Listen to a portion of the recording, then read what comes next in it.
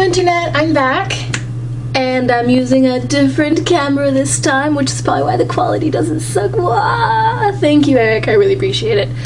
Anyway, this week I'm going to be talking about something that's super cool. But first, tea time. Surrender to an image until personality becomes lost. I don't wanna be the one who always... Today we're going to try something new. I know, you're saying, Suki, you haven't even gotten what you're normally doing down yet. Why are you trying to do new things? because shut up, it'll be fun, I promise. Now there's something that's been playing a pretty fair part of my life lately, and I feel like I should share it with some people. It's hidden in plain sight, it's absolutely fantastic, it's older than you think, it's Dungeons and Dragons. Now, I've been playing D&D for almost a year now, and I'd hardly consider myself an expert, so I'm asking for a little bit of help. But we'll get to that in a little bit. First, I want to talk about some of the basic things. For starters, What exactly is D&D? Dungeons & Dragons is a tabletop role-playing game that was created from a miniatures game called Chainmail about 30 years ago by Gary Gygax, who started a company called TSR. Now it's owned by Wizards of the Coast, who produce a majority of the errata. That didn't answer your question, though.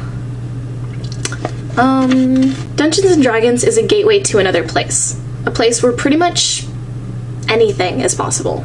Under the umbrella that is Dungeons & Dragons, an infinite amount of worlds have been created and played by people all over the world. It's a place where anything and everything is possible, and if you have the will to do it, and you're playing with the right people, you can do pretty much anything. Really, I think a better question would be, what isn't D&D? It isn't something that's only for nerds. It doesn't require you to dress up in outfits. It does not require you to be able to do a good accent, and it sure as hell isn't a cult. It's just a game in the broadest definition of the word. It's not as though it's only played by kids in their mother's basements or what have you. Famous people play it. Robin Williams, Stephen Colbert, Rainn Wilson, Jon Favreau, you know, the guy who directed the Iron Man movies? Yeah. All of them have either played in the past or they still play today. Fair enough. But why do you play it? Okay. That's actually a good question. But if you had the chance to play something where you can do pretty much anything, would you pass it up? Now, don't get me wrong, it's not for everyone. It is, as I said, a role-playing game. It means you have to step out of your shoes temporarily, and that does take an awful lot of energy and an awful lot of effort. But you'd be surprised at how easy it is. The real world can be so stressful at times. It's nice to be able to step out of your own shoes into this fantastic little world for a little bit of a break. Sometimes I don't want to have to worry when the next paper is... Sometimes I don't want to have to worry when that next paper is due. Sometimes I just want to save the world. So I want to stop an evil tyrant from taking over the city, or fight a dragon for his hold of gold, or anything really. Oh, so it's play pretend for adults. In a sentence, yes. Okay, maybe it's not that bad, but I've heard it's a total math fest, like with numbers that have numbers, and then you add other numbers, and then they have like little number families with number kids that they send off to number school, and... Okay, relax. There are numbers. After all, in a game that's only limited by your imagination, you have to have some sort of way of ensuring that the game remains actually fun. If your answer to absolutely anything is, I want to kill it, and, well, that is a perfectly reasonable response in this imaginary world, but you've got to regulate it, or stuff will get out of hand really, really quickly. So a majority of the time, the outcome of whatever your decision is decided by this. It's called a D20 because it's got 20 sides. The basic idea behind gameplay is you think of something, you roll the die to see if you can do it, and then if you roll high enough, you do it, and if you don't, you have to think of something else.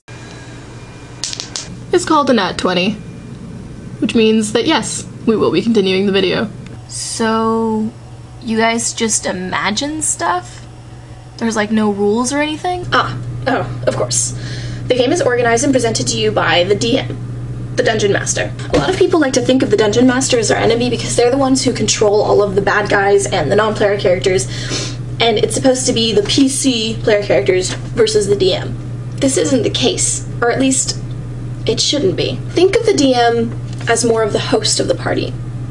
He or she is making sure that everything's okay, everything's running properly, and everyone's having fun. There are some DMs that don't understand and simply just want to kill off all the PC, but If you're lucky enough and you find one who's good and who really just wants everyone to have a lot of fun, this is what brings me to the fun part. I can't explain the entirety of D&D alone. Not without this vlog turning into a Dungeons & Dragons vlog. There's just way too much, so I need some help. I enlisted my DM, who has been gracious enough to join us with me on my quest to explain this game. So I'm going to do a couple of vlogs explaining some of the more broad overviews of things, and he's going to get into more detail on his blog, which you can find right there. And I'll leave that up. And you'll have a link up to this in every single vlog from here on, just so you know. And I know that I can only keep your attention for 5 or so minutes, but if you have the time, do try and go there. He's actually got some pretty good stuff. I said you should check out his blog. That's you.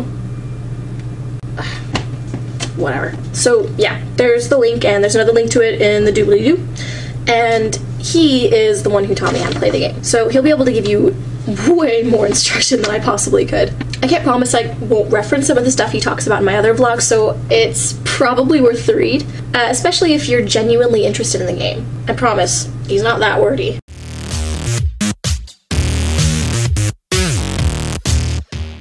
Today I learned Wizards of the Coast found out that they had been paying for this storage warehouse ever since they had bought out TSR, who were the people who originally made D&D, and they only just sent out people to go check out what the heck was in the warehouse, and they found stockpiles of first edition D&D books and all this other D&D stuff, and it's like super awesome because they thought all of this stuff was originally lost. This is kind of like going to the BBC studios and then finding B-rolls of all the lost Doctor Who episodes. Yeah, kind of a big deal. Super cool.